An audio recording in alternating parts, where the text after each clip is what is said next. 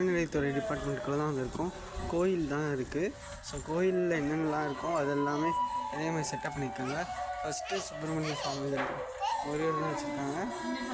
அடுத்தது பார்த்திங்கன்னா நாகாத்தம்மன், நந்தம்பாக்கம். ஸோ ஒவ்வொரு ஏரியா எதுவும் வச்சுருக்காங்க. அண்ட் இந்த சைடு வந்து பார்த்திங்கன்னா உங்களுக்கு கொலு செட்டப் பண்ணியிருக்காங்க.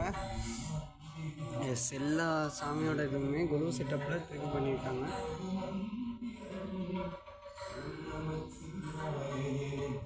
கொலு முடிஞ்சு 2 months 3 months ஆகிடுச்சு. இருந்தாலுமே வந்து பார்த்திங்கன்னா அவங்க இதெல்லாமே திரும்பி போட்டிருக்காங்க.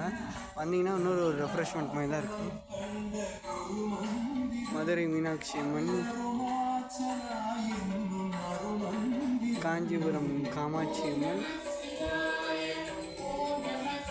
துர்கை அம்மன் பட்டேஸ்வரம், கூத்தனூர் சரஸ்வதி தேவி, கன்னியாகுமரி பகவதி அம்மன்,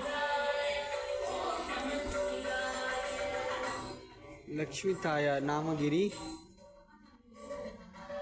அகிலாண்டேஸ்வரி திருவானைக்காவல்,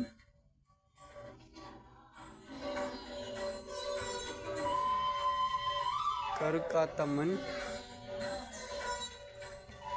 சமயபுரம் மாரியம்மன்,